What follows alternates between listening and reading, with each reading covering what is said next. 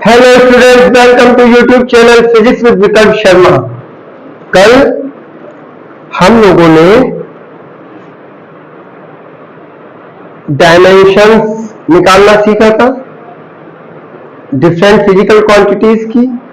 उससे पहले डायमेंशंस क्या होती है, dimensionless variables, dimensionless constant, dimensional variables, dimensional constant क्या होती है, ये सब सीखा था। डायमेंशंस क्या होती है, फंडामेंटल क्वांटिटीज, डिराइव्ड यूनिट्स क्या होती है, ये सब हमने सीखा था। आज हम डायमेंशनल एनालिसिस में उनकी प्रॉपर्टीज सीखेंगे कि डायमेंशन, कल हम एप्लीकेशन और प्रॉपर्टीज थोड़ा सा डिफरेंट होती है, ऑलमोस्ट सेम होती है, लेकिन एप्लीकेशन वो होती है जहां हम किसी चीज को यूज कर सकें, किसी चीज को का यूज कर सके तो उसकी एप्लीकेशन हो जाती है। किसी भी थ्योरम का, किसी भी फॉर्मूले का यूज जहां कर सके तो उसकी एप्लीकेशन हो जाती है। और जो वो अपनी प्रॉपर्टीज शो करता है, तो बेसिक प्रॉपर्टीज जो होती है, मूल अवधारणाएं जो होती है, वो उसकी प्रॉपर्टीज कहलाती है।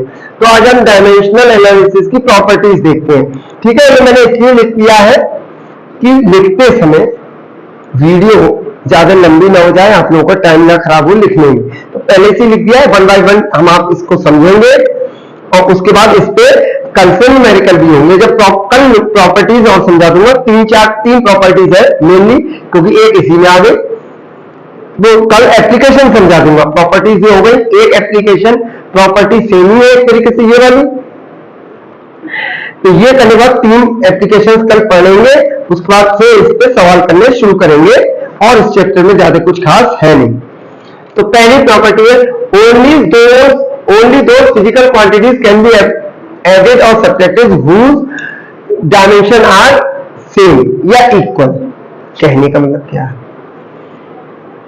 Only those physical quantities can be added और subtracted whose dimension are same और इक्वल। अभी मैं समझाता हूं। मैं कहूं 10 किलो में 5 सेकेंड जोड़ दो, 10 किलो में 5 सेकंड जोड़ दो, या मैं कहूं 7 मीटर में से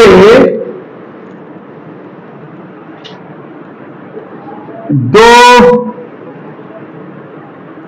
घंटे घटा दो। मैंने कहा 10 किलो में 5 सेकंड जोड़ दो या 7 मीटर में 2 घंटे घटा दो। आप ना ही इनको जोड़ पाएंगे, ना ही इसको घटा पाएंगे। क्यों? क्योंकि ये किलोग्राम है।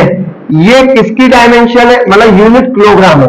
डायमेंशन अलग चीज होती है। कल वाले वीडियो का लिंक डाल दूंगा मैं, परसों वाले का भी डाल दूंगा, जिसमें डायमेंशन और यूनिट में मैंने अंतर समझाया था।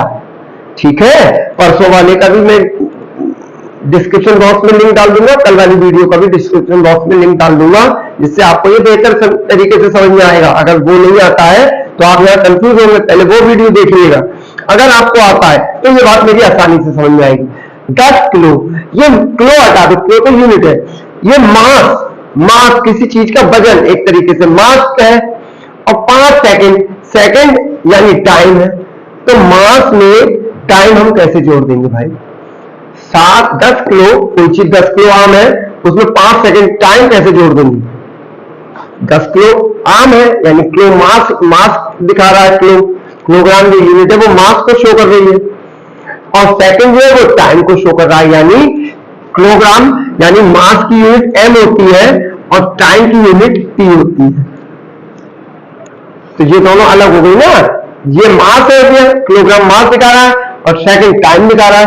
ये दोनों अलग अलग है, अलग अलग डायमेंशन है, तो ये ऐड नहीं हो सकती है। इसमें आ जाओ, 7 मीटर में से 2 आवर घटाना। मीटर तो लेंथ हो गई, इसकी मीटर तो लेंथ हो गई, एंड और आवर टाइम हो गया। तो मीटर में से टाइम कैसे घट जाएगा? 7 मीटर में से हम 2 घंटे कैसे घटा देंगे? तो ये डायमेंशन अलग होगी, तो घट भी नहीं सकती। तो क्या निकालेंगे? Only those physical quantities can be added और subtracted whose dimension are same। केवल वो फिजिकल क्वांटिटीज ऐड और सब्ट्रैक्ट हो सकती है जिनकी डायमेंशन सेम हो, जिनकी डायमेंशन अलग है। जैसे ये मास हो गया और ये टाइम हो गया, ये दोनों जुड़ नहीं सकते। ये लेंथ हो गई, ये टाइम हो गया, ये दोनों घट भी नहीं सकते। सेम होना चाहिए। समझ में आ गया? सेम कैसे होना चाहिए दिखाता हूं। देखिए 5 मीटर में 7 मीटर जोड़ दो, ये जुड़ जाएंगे भैया। 5 मीटर में 7 मीटर जुड़ जाएंगे। हाँ सर, क्यों नहीं जुड़ जाएंगे? क्योंकि ये भी क्या मीटर क्या है, लेंथ। लेंथ दिखा रहा है और 7 मीटर भी क्या दिखा रही है, लेंथ। तो ये लेंथ जुड़ जाएगी। लेंथ क्या हो जाएगी, जुड़ जाएगी। लेंथ प्लस लेंथ जुड़ जाएगी, क्योंकि दोनों की डायमेंशन क्या है, सेम। ये नहीं, ये मास का, ये टाइम का, ये नहीं जुड़ेंगे। ये मास, ये लेंथ थी और ये टाइम का, ये सब्ट्रैक्ट भी नहीं होंगे। जुड़ने और घटने के लिए डायमेंशन सेम हो। ये भी लेंथ थी, ये भी लेंथ थी, मीटर मीटर पे जुड़ गए। एक चीज यहां पे मैं आपको कंफ्यूजन दूर कर दूं, जिससे आप लोग आगे परेशान न होइएगा। यही मैं बता दे रहा हूं, जिससे आप परेशान ना हो। 5 आवर में 2 मिनट सब्ट्रैक्ट हो सकते हैं नहीं? 5 आवर में 2 मिनट सब्ट्रैक्ट हो सकते हैं नहीं? 5 घंटे में से 2 मिनट कम कर सकता हूं नहीं? तो ये 5 घंटे किसी को पढ़ना था, 2 मिनट कम पढ़ ले, या 2 मिनट ज्यादा पढ़ ले, कम पढ़ ले या ज्यादा। तो 5 आवर में से 2 मिनट में सब्ट्रैक्ट भी कर सकता हूं, ऐड भी कर सकता हूं। क्यों? यहां यूनिट अलग है। फिर मैं कह रहा हूं यूनिट अलग है, ये आवर है, ये मिनट है, लेकिन डायमेंशन दोनों की सेम है। आवर भी टाइम को दिखा रहा है और मिनट भी टाइम को दिखा रहा है, इसीलिए ये सब्ट्रैक्ट भी हो जाएगा आवर में से मिनट और ऐड भी हो जाएगा। मैं बार बार कह रहा हूं डायमेंशन सेम होना चाहिए, वो जुड़ भी जाएंगे और सब्ट्रैक्ट भी हो जाएंगे। यूनिट चाहे अलग हो, जैसे यूनिट इसमें यहां आवर है, टाइम की यूनिट यहां आवर है, यहां टाइम की यूनिट मिनट है।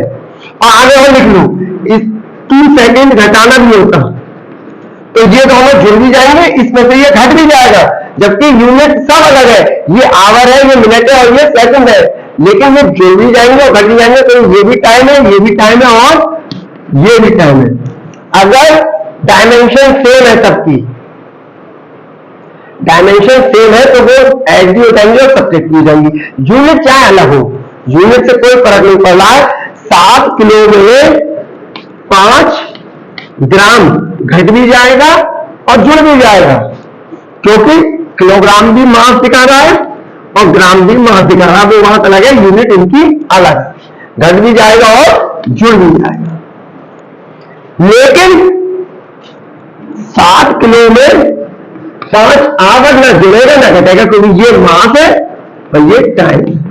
ये यूनिट तो अलग है, लेकिन डायमेंशन भी अलग है। यूनिट तो अलग है, ये किलोग्राम है, ये आवर, डायमेंशन ही अलग है। ये हो गई मास की और ये हो गई टाइम की, तो ये ना जुड़ेंगे ना घटेंगे। ये यूनिट भले ही अलग है, ये किलोग्राम है, ये ग्राम है, ये मिनट है, ये आवर है, ये सेकंड है, लेकिन जुड़ घट जाएंगे, क्योंकि आवर, मिनट और सेकंड सब टाइम दिखा रहा है, किलोग्राम और ग्राम भी टाइम दिखा रहा है। तो वो ऐड और सब्ट्रैक्ट होती है जिनकी डायमेंशन क्या हो, सेम। अब भैया एक चीज और, इसके आगे यहां तक समझ में आ गई। यूनिट अलग हो सकती है, लेकिन डायमेंशन सेम हो तो वो ऐड और सब्ट्रैक्ट हो जाएंगे। प्लीज भैया आगे एक चीज और समझ लीजिए, पहले ये भी देख लो, इसके बाद दोनों चीज एक साथ समझा दूंगा। Physical quantities with different dimension can be multiply and divide with each other. Multiply या डिवाइड अलग अलग हो जाएगी। 5 मीटर को 2 सेकंड से डिवाइड कर दो तो क्या हो जाएगा, 2.5। 5 मीटर को 2 से डिवाइड करा, मीटर पर सेकंड। वेलोसिटी आ गई, ये डिस्टेंस थी, मीटर डिस्टेंस थी, या डिस्प्लेसमेंट। सेकंड टाइम था, तो डिस्टेंस अपॉन टाइम स्पीड। अगर ये डिस्प्लेसमेंट लेगा, displacement upon time velocity, meter पर सेकंड। तो दो डिफरेंट, जो ये क्या था, एल मास, वो मीटर लेंथ थी, ये सेकंड क्या था, टाइम।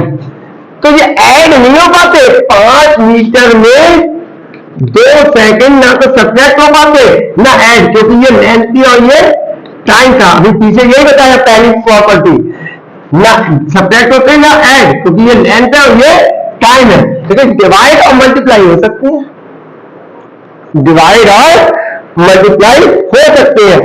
5 मीटर इंटू 2 सेकेंड, हालांकि कोई यूनिट बने नहीं बने, मैं फिलहाल 5 मीटर की 2 सेकेंड से मल्टीप्लाई हो सकती है, क्योंकि ये लेंथ है और ये टाइम है, अलग अलग डायमेंशन है, ये लेंथ की डायमेंशन है मीटर और ये टाइम की, लेकिन इनकी मल्टीप्लाई हो जाएगी और डिवाइड भी हो जाएगा। लेकिन ऐड और सब्ट्रैक्ट करने के लिए दोनों की डायमेंशन सेम होना जरूरी है। अगर ये लेंथ है तो ये भी लेंथ हो, यूनिट बने ये लोगों, ये मीटर हो, ये सेंटीमीटर हो, ये मिलीमीटर हो, ये किलोमीटर हो, लेकिन हो लेंथ ही, तो ये ऐड और सब्ट्रैक्ट हो जाएंगे। ये अगर डायमेंशन अलग भी है, ये लेंथ की है और ये टाइम की है, हो जाएगी मल्टीप्लाई और डिवाइड भी हो जाएगा। Is that clear? आगे चलते हैं। तीसरी बात,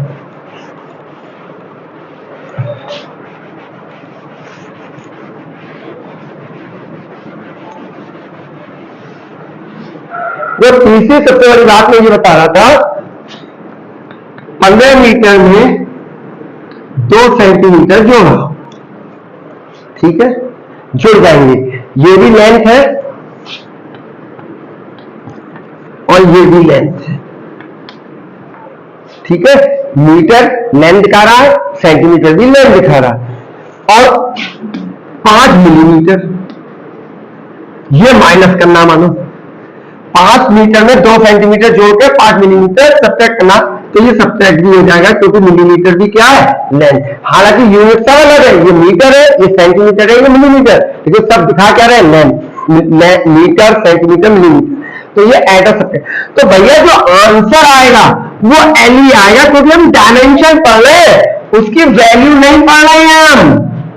ये नहीं है कि 15 में 2 जोड़ा सेंटीमीटर जोड़कर जो आया उसमें से 5 मिलीमीटर रखकर जो भी आंसर आएगा वो नहीं पढ़ रहे हैं। लेंथ में लेंथ जुड़ी तो आंसर लेंथ ही आएगा, डायमेंशन में। कहने का मतलब सरल समझो, 15 मीटर में 2 मीटर जोड़ा, 17 मीटर आ गया। आप कहोगे 15 हो तो 17 मीटर ना, डायमेंशन जब तक हम पढ़ रहे हैं डायमेंशन, तो ये मीटर है यानी लेंथ है, ये मीटर है यानी लेंथ है, तो जोड़ के भी हमारे पास लेंथ आएगा। हम ये और ये नहीं पढ़ रहे हैं, 15, 2 और 7 नहीं पढ़ रहे, हम ये पढ़ रहे हैं कि मीटर मीटर, ये भी लेंथ है, ये भी लेंथ है, जुड़ के हमें आंसर जो मिलेगा वो भी लेंथ का ही मिलेगा। यानी ये भी लेंथ है, ये भी लेंथ है और ये भी लेंथ है, इन दोनों को जोड़ के ये घटाया तो जो हमें मिला उससे मतलब नहीं, वो भी क्या मिलेगी, लेंथ। ना हम ये पढ़ रहे हैं, ये पढ़ रहे हैं, ना ये पढ़ रहे हैं, और ये घटाने बाद जो मिलेगा वो ये भी नहीं पढ़ना, हम सिर्फ क्या पढ़ रहे हैं, length. Is that clear? 5 meter को 2 सेकेंड से डिवाइड करा तो 2.5, 5/2 मीटर पर सेकेंड। ना हम ये पढ़ रहे हैं, ना ये पढ़ रहे हैं, ना ये पढ़ रहे हैं, हम तो ये पढ़ रहे हैं, लेंथ, टाइम और मीटर पर सेकेंड, स्पीड या वेलोसिटी। हमें डायमेंशन से मतलब है। Is that clear?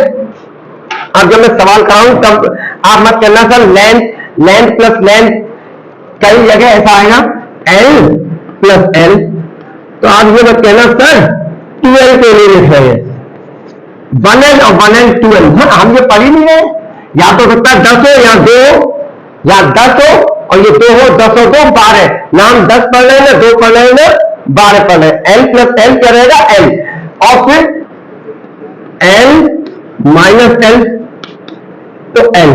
तो आप ये बताया था एल से एल तो कट गया तो 0 पे लिख रहे हैं ना, यहां हो सकता है 10 हो, यहां हो 2, तो 10 में से 2 हो गया 8, तो ना हम 10 पढ़ रहे हैं, ना 2 पढ़ रहे हैं, ना 8 पढ़ रहे हैं। L minus L, L. Is that clear? Is there any problem? Okay,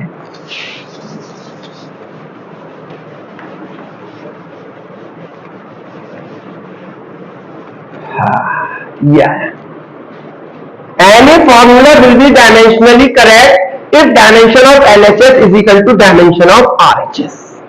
ये बहुत इंपॉर्टेंट चीज है। एक तो एडेड और सब्ट्रैक्टेड वाली पहली और दूसरी, कोई भी फॉर्मूला तभी सही होगा जब डायमेंशन ऑफ LHS बराबर हो डायमेंशन ऑफ RHS के। जैसे मैं आपको सरल सी डायमेंशन दिखा दे रहा हूं।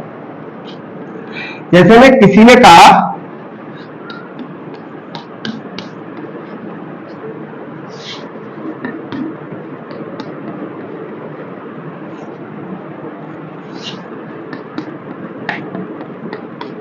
ये 3 फॉर्मूले लिखे, ठीक है, मेरी बात ध्यान से सुनना।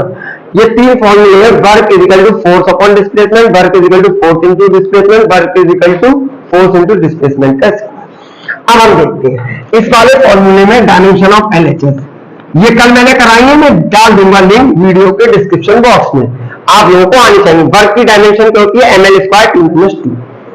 फोर्स की बहुत सरल है, कल वाली जब देखेंगे, अगर आपको आती है तो आपको सरल लगी रही होगी, वरना कल वाली वीडियो देखिएगा, बहुत सरल है। फोर्स की क्या होती है, ml square T minus 2 upon displacement की l,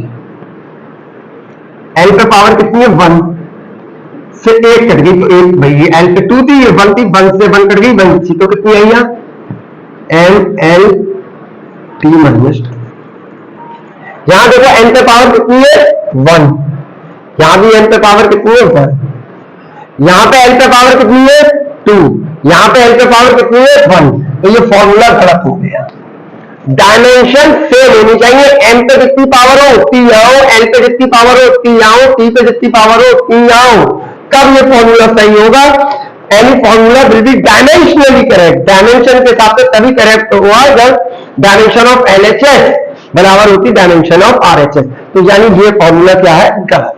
जरा इस वाले पे देख लें, वर्क की यूनिट क्या है, ml square T minus 2, force की ml टी माइनस 2, डिस्टेंस की l, और l पे क्या है स्क्वायर, डिस्टेंस की l और इसका क्या लगा स्क्वायर, तो यहां 1 है या 2 है, तो कितनी हो गई ml3, मल्टीप्लाई में पावर ऐड हो जाती है, 2 और 1 3, लेंथ पे 1 है, लेंथ पे 2 है, मल्टीप्लाई में पावर ऐड हो गई, ये मल्टीप्लाई है 3 टी माइनस 2।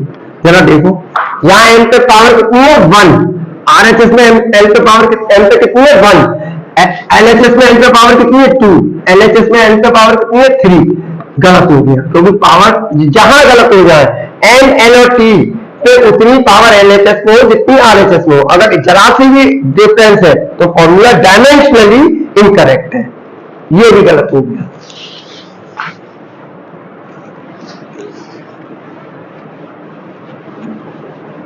अब तीसरा देखो, ये वर्क की ml टी माइनस 2, फोर्स की ml square T minus 2, force की ml टी माइनस 2 और डायमेंशन की l, l पे पावर 1 ये है 1 ये है, मल्टीप्लाई हो जाएगी, कितनी हो जाएगी ml स्क्वायर टी माइनस 2, 1 और 1 2। अब देखो m पे पावर 1, m पे पावर 1, l पे पावर 2, l पे पावर 2, t पे पावर -2, t पे पावर -2, यानी इक्वल है, तो ये फॉर्मूला डायमेंशनली करेक्ट हुआ। अब अगले 2 मिनट मेरी बात ध्यान से सुन लो, वरना हमेशा कंफ्यूज हो। ये वाला गलत है डायमेंशनली, क्योंकि डायमेंशन एलएचएस और आरएचएस की इक्वल नहीं आई, इसमें डायमेंशन एलएचएस और आरएचएस की इक्वल नहीं आई थी, इस केस में इसमें इक्वल आई, तो ये वाला फॉर्मूला डायमेंशनली करेक्ट है, ये वाला और ये वाला इनकरेक्ट है। अब जो कह रहा हूं उसे सुनो, अगर कोई फॉर्मूला डायमेंशनली इनकरेक्ट आता है तो वो फॉर्मूला हमेशा ही इनकरेक्ट है, 100%, मैंने लिख दिया है। If any formula is dimensionally incorrect it means formula is incorrect और रॉन्ग। अगर डायमेंशनली, जैसे ये और ये डायमेंशनली ही क्या है, गलत आए, डायमेंशनली ही गलत आए, तो ये फॉर्मूले दोनों हमेशा क्या रहेंगे, गलत गलत रॉन्ग। लेकिन अब ये फॉर्मूला डायमेंशनली क्या आया, सही, तो इसका मतलब ये नहीं है कि ये फॉर्मूला हमेशा सही होगा। क्यों, अभी बता रहा हूं। यानी अगर कोई फॉर्मूला डायमेंशनली इनकरेक्ट आया, जैसे ये वाला और ये वाला, तो वो फॉर्मूला हमेशा ही गलत होगा 100%, फिर वो फॉर्मूला सही नहीं होगा। लेकिन अगर कोई फॉर्मूला डायमेंशनली करेक्ट आ गया, जैसे ये वाला, तो ये जरूरी नहीं है कि ये फॉर्मूला सही हो। डायमेंशनली सही आया है, लेकिन ये फॉर्मूला सही हो ये जरूरी नहीं है। क्यों नहीं है, मैं अभी आपको बता देता हूं क्यों। हो सकता है ये डॉट प्रोडक्ट हो, यानी स्केलर प्रोडक्ट हो रहा हो सकता है ये वेक्टर प्रोडक्ट हो रहा हो, स्केलर और वेक्टर फर्स्ट ईयर में अभी आप आगे पढ़ेंगे, सही है। फिलहाल आप ये समझिए कि वर्क हो सकता था, ये वर्क फिलहाल स्केलर क्वांटिटी है, एवरीबॉडी नोज। लेकिन मान के चलो कि ये स्केलर भी हो सकती थी, स्केलर पे वेक्टर का साइन नहीं लगता है, और वेक्टर भी हो सकती थी, तो इसमें वेक्टर का साइन लगा, यानी इन दोनों का क्रॉस प्रोडक्ट भी हो सकता था और डॉट प्रोडक्ट भी। डायमेंशन यही आती, जब एफ और डी की डायमेंशन डॉट करते तब भी यही आती और क्रॉस करते तब भी यही आती। यानी ये फॉर्मूला हमें ये नहीं बता, डायमेंशनली तो इसका हो गया ये फॉर्मूला, लेकिन ये नहीं बता पाएगा कि ये वेक्टर क्वांटिटी है या स्केलर। समझ रहे हैं? अगर क्रॉस होना होगा तो ये वेक्टर क्वांटिटी हुई, डॉट होना होगा तो ये वर्क क्या हुआ, स्केलर। हालांकि वर्क एक स्केलर क्वांटिटी है, लेकिन अगर हम इस वाले फॉर्मूले को करें तब भी करेक्ट आएगा, ये और यही आएगा, और क्रॉस करें तब भी यही आएगा। यानी ये फॉर्मूला हमें ये नहीं बता पाएगा कि ये स्केलर क्वांटिटी है वर्क या वेक्टर, इसलिए डायमेंशनली तो इक्वल हो गया, लेकिन करेक्ट है 100% ये नहीं बता पाएगा। फॉर्मूला इज डायमेंशनली करेक्ट, अगर फॉर्मूला डायमेंशनली करेक्ट है, but if formula is dimensionally correct it doesn't mean that formula is 100% correct. इसका मतलब ये नहीं है कि फॉर्मूला 100% करेक्ट है, डायमेंशन इक्वल आ गई, लेकिन वो वेक्टर भी हो सकता है, स्केलर भी। पहली चीज। दूसरी चीज हो सकता है यहां पे 2/4 2/3 आना कांस्टेंट, कांस्टेंट की तो डायमेंशन नहीं होती है ना, जैसे काइनेटिक एनर्जी, काइनेटिक एनर्जी कोई mv² लिखे, ठीक है, तो काइनेटिक एनर्जी की यूनिट होती है m। देखो अब मैं दूसरी बात, स्केलर और वेक्टर की बात हो गई, अब मैं दूसरी बात और समझा दूं जिससे आप समझ जाओगे। जैसे किसी बच्चे ने काइनेटिक एनर्जी का फॉर्मूला लिखा mv², kinetic energy, kinetic energy की बच्चों यूनिट होती है, कल निकालिए ml² t-2 बराबर m, मास m, मास की क्या हो गई m, वेलोसिटी की क्या होती है lt-1, वेलोसिटी की क्या होती है lt-1, और इसका क्या लगा दिया स्क्वायर, तो क्या हो गया m, l पे 1 है, 2 बन गया 2, l पे स्क्वायर हो गई t, 2 बन गया 2, माइनस का 1 की 2 से 1।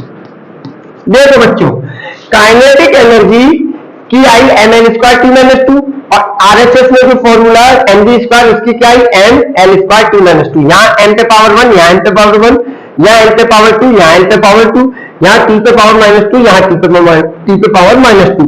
यानी ये फॉर्मूला क्या हो गया, डायमेंशनली करेक्ट। ठीक, अगर ये डायमेंशनली करेक्ट ना था, मानो यहाँ n पे पावर 1 आती तो फॉर्मूला ही गलत है हमेशा ही, मैंने लिख दिया है। अगर फॉर्मूला डायमेंशनली इनकरेक्ट आ रहा है तो वो फॉर्मूला हमेशा ही गलत हो गया, ये फॉर्मूला हमेशा ही गलत हो गया, बात ही खत्म हो गई, फिर तो आगे बात ही नहीं है। डायमेंशनली अगर इनकरेक्ट आ गया, अगर करेक्ट आ गया, इनकरेक्ट है, अगर फॉर्मूला डायमेंशनली इनकरेक्ट है तो हमेशा ही गलत है, लेकिन अगर डायमेंशनली करेक्ट है तो जरूरी नहीं है हमेशा करेक्ट हो। क्यों? जैसे इस केस में ये करेक्ट आ गया, डायमेंशनली करेक्ट आ गया ये फॉर्मूला, लेकिन गलत है क्योंकि काइनेटिक एनर्जी का फॉर्मूला होता है ½ mv², और जबकि बच्चे ने सिर्फ क्या लगाया mv², तो उसकी डायमेंशन सेम आ गई, तो उससे क्या लगेगा मेरा फॉर्मूला सही है, लेकिन ये डायमेंशनली तो सही है, लेकिन एक्चुअली में फॉर्मूले में 1/2 आता है। अब 1/2 की कोई डायमेंशन होती नहीं है, तो हम कोई कांस्टेंट भी उस फॉर्मूले में वो हम पता नहीं लगा पाएंगे। वो हम पता डायमेंशन पे कैसे लगा लेंगे, यहाँ पे dimension of LHS equal to dimension of RHS आ गई। अब यहाँ 1/2 है, 7/2 है, 6/4 है, क्या है कांस्टेंट, वो हम पता ही नहीं लगा पाएंगे। तो जरूरी नहीं है कि डायमेंशनली फॉर्मूला करेक्ट हो तो वो फॉर्मूला करेक्ट ही हो, उसमें हम कांस्टेंट का पता नहीं लगा पाएंगे। दूसरी चीज अभी बताया कि वो ये हो सकता है स्केलर क्वांटिटी हो या वेक्टर हो, तो भी डायमेंशनली पता नहीं चल पाएगा। भाई इनकी क्रॉस मल्टीप्लाई होके आना हो, ऐसे तो v² स्केलर ही होगा, मास भी स्केलर होता है, और वेलोसिटी का जब स्क्वायर कर देंगे वो भी स्केलर हो गया, इसीलिए काइनेटिक एनर्जी स्केलर क्वांटिटी है। लेकिन मान के चलो वर्क के केस में F और D ये तो दोनों है वेक्टर है, इनका डॉट हो और इनका क्रॉस हो, तो चार्ज निकल के आएगा। तो ये भी डायमेंशन वही आएगी जो ये डायमेंशन आएगी, जबकि डॉट करने पे वर्क मिलेगा और क्रॉस करने पे हमें टॉर्क मिलेगा। तो ये हमें ये नहीं बता पाएगा कि फॉर्मूला सही है या गलत। एफ क्रॉस डी निकालोगे तब भी वर्क की डायमेंशन निकल के आएगी, और एफ डॉट डी निकालोगे तब भी टॉर्क की निकल के आएगी। यानी डायमेंशन के थ्रू हम किसी भी फॉर्मूले का ये नहीं पता पाएंगे कि वो वेक्टर क्वांटिटी है या स्केलर। वेक्टर होगी तब भी वही डायमेंशन निकल के आएगी, स्केलर होगी तब भी वही डायमेंशन निकल के आएगी। क्रॉस और डॉट प्रोडक्ट से डायमेंशन पे फर्क नहीं पड़ेगा, जबकि क्रॉस प्रोडक्ट वेक्टर दिखाता है और डॉट प्रोडक्ट स्केलर क्वांटिटी दिखाता है। दूसरी कमी ये आई 7/2 1/2 ये कांस्टेंट भी नहीं बता पाएगा, ठीक। और तीसरी और सबसे बड़ी कमी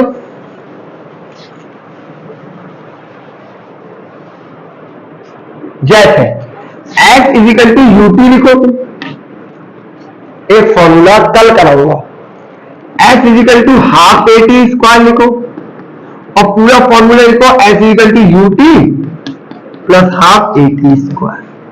केवल यूटी लिखो, केवल हाफ एटी स्क्वायर लिखो x, और दोनों को जोड़ दो u t plus half a t square. ये तीनों की डायमेंशन सेम आएंगी, तो ये नहीं बता पाएगा क्या चीज जोड़ रही है क्या घट रही है।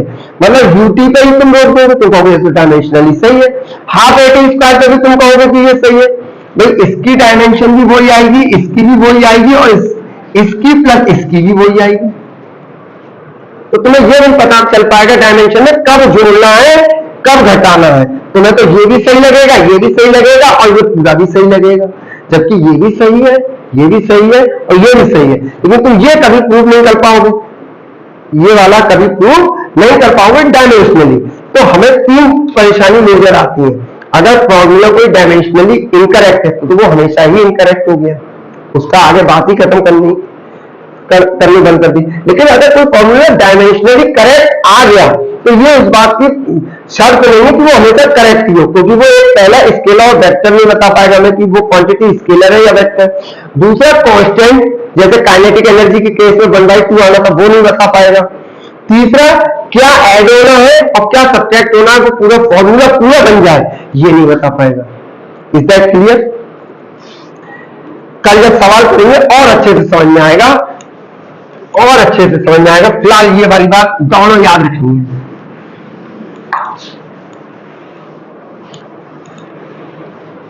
अब ये बहुत सरल चीज है, log 7 e पे पावर -2 एक्सपोनेंशियल, ये लॉग हो गया। ट्रिग्नोमेट्री साइन थीटा या साइन 45 ये सब डायमेंशन लेस होते हैं। Logarithm, exponential, trigonometric function sine theta, cos 30, tan theta, cot 15, ये सब ट्रिग्नोमेट्रिक फंक्शन, एक्सपोनेंशियल और लॉगरिथम, ये सब क्या होते हैं डायमेंशन लेस होते हैं। और इनके आर्गुमेंट का मतलब है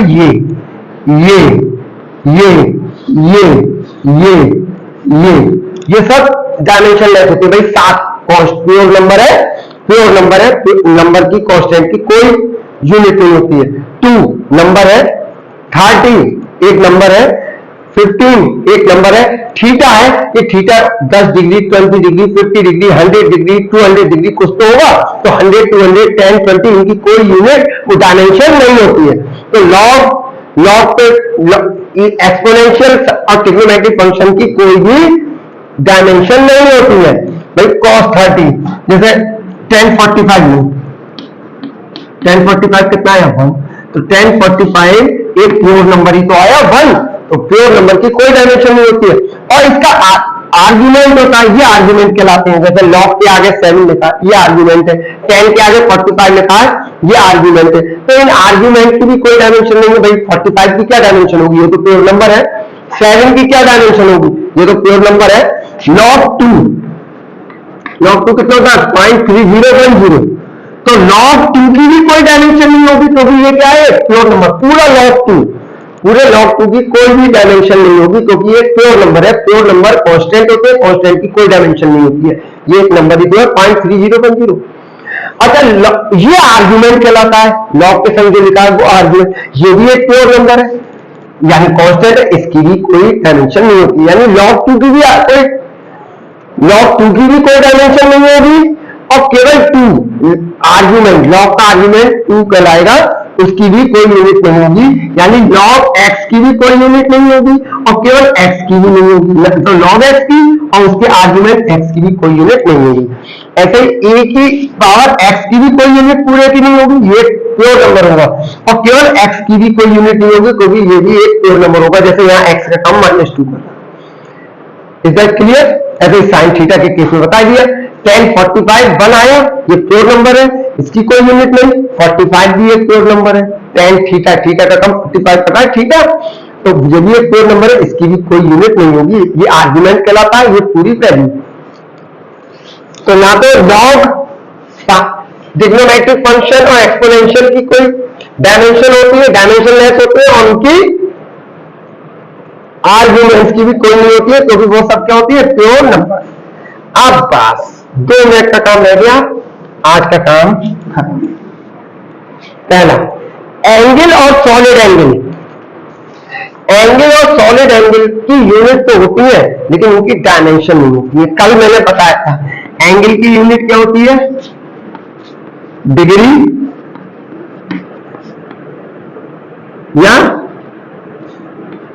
रेडियन, और सॉलिड एंगल की स्टेट रेडियन। ये 2 डायमेंशन में बनता है एंगल, और सॉलिड एंगल 3 डायमेंशन में बनता है। ये सॉलिड एंगल की स्टेट 3 डायमेंशन में कैसे, तरबूज वाला, जब तरबूज के कोला, छोड़ो, जो बच्चे हैट लगाते हैं, बर्थडे कैप कोन, सॉफ्टी खाइए, सॉफ्टी का जो कोन आके जो सेंटर पे एंगल बनाता है, ये कोन सॉफ्टी, ये सॉफ्टी खाइए, ये जो 3 डायमेंशनल, ये सॉफ्टी का ये जो एंगल होता है, ये 3 डायमेंशनल होता है, क्योंकि कोन में वॉल्यूम होता है, उसमें सॉफ्टी आती है, तो वॉल्यूम जब 3 डायमेंशनल कोई चीज होती है, तो वो एंगल जो बना होता है वो सॉलिड एंगल होता है, उसकी यूनिट स्टेट रेडियन, और 2 डायमेंशनल वो तो एंगल होता है, उसकी डिग्री और रेडियन।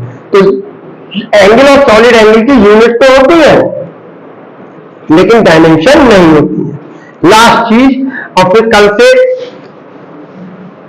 3 एप्लीकेशंस पढ़ेंगे, डायमेंशनल एनालिसिस की 8 प्रॉपर्टीज पढ़ी, उसके बाद सवाल करना शुरू करेंगे। लास्ट चीज है, no physical quantity can exist which have dimension but have no unit. दुनिया में कोई सी भी ऐसी फिजिकल क्वांटिटी नहीं है जिसकी डायमेंशन हो, हम कहते इस एक्स कोई फिजिकल क्वांटिटी है, एक्स कोई फिजिकल क्वांटिटी है, हम कहें इसकी डायमेंशन तो है लेकिन यूनिट नहीं है, ऐसा कोई नहीं है। जैसे मानो होते वेलोसिटी, वेलोसिटी की हम कहें डायमेंशन है सर, एलटी माइनस, एक एग्जाम्पल, वेलोसिटी हमने फिजिकल क्वांटिटी माना, हमने कहा इसकी डायमेंशन है एलटी माइनस, लेकिन यूनिट थी, तो ये बात गलत है। ऐसा हो नहीं सकता, जिसकी डायमेंशन होगी उसकी यूनिट जरूर होगी, जैसे मीटर पर सेकंड भी हो सकती है, ये यूनिट है, सेंटीमीटर पर सेकंड, किलोमीटर पर सेकंड, किलोमीटर पर मिनट, कुछ भी हो लेकिन यूनिट होगी, क्योंकि लेंथ, तो शुरू की चीज लेंथ होगी, चाहे मीटर हो, चाहे सेंटीमीटर हो, चाहे किलोमीटर हो, चाहे किलोमीटर हो, चाहे मिलीमीटर होगी पहली चीज length. Time upon time, T पे पावर -1 है ना, तो अपॉन ये टी पे पावर -1 थी, ये नीचे जाके +1 हो गई, यानी लेंथ के अपॉन में टाइम, तो टाइम भी होगा चाहे सेकंड में हो, चाहे मिनट में हो, चाहे आवर में हो, लेकिन ऐसा नहीं हो सकता कि डायमेंशन है और यूनिट ना हो। यूनिट होगी चाहे कोई सी होगी जरूर यूनिट। ऐसी कोई क्वांटिटी दुनिया में नहीं है जिसकी डायमेंशन हो और यूनिट ना हो, ऐसी कोई नहीं है। हाँ ऐसी तो है, ऐसी है जिसकी यूनिट है लेकिन डायमेंशन नहीं है। कौन सी बताओ? अभी तो बताया, एंगल और सॉलिड एंगल, इनकी यूनिट तो है डिग्री और रेडियन, और सॉलिड एंगल की स्टेट रेडियन 3 डायमेंशन में, लेकिन इनकी डायमेंशन नहीं है, लेकिन ऐसी कोई फिजिकल क्वांटिटी नहीं है जिसकी डायमेंशन हम कहे है और यूनिट नहीं है। Is that clear? ये प्रॉपर्टीज की कल 3 एप्लीकेशन करा के न्यूमेरिकल करना शुरू करेंगे। ये सबको रिवाइज करिए। डिस्क्रिप्शन बॉक्स में कल और परसों की वीडियो डाल दूंगा जिससे आपको fundamental quantities, derived units, fundamental units, dimensionless variable, dimensionless constant, dimensional constant, dimensional variables, कुछ डायमेंशंस निकाली कैसे जाती है फिजिकल क्वांटिटीज की, ये सब आपको निकालना आ जाए। अगर आता हो तो वो वीडियोस मत देखिएगा, तो आज की चीज आपको सभी समझ में आ गई होगी। अगर आज की प्रॉपर्टीज आपको नहीं समझ में आ रही है तो इसका रीजन यही है कि आपको पिछला वाला कॉन्सेप्ट क्लियर नहीं है। तो आप उन वीडियोस को पहले देखिएगा, उसके बाद इसको समझेंगे, 1 मिनट में समझ में आ जाएगा। कल हम आगे इसकी एप्लीकेशंस पे बात करेंगे। तब तक बाय, पढ़ते रहिए।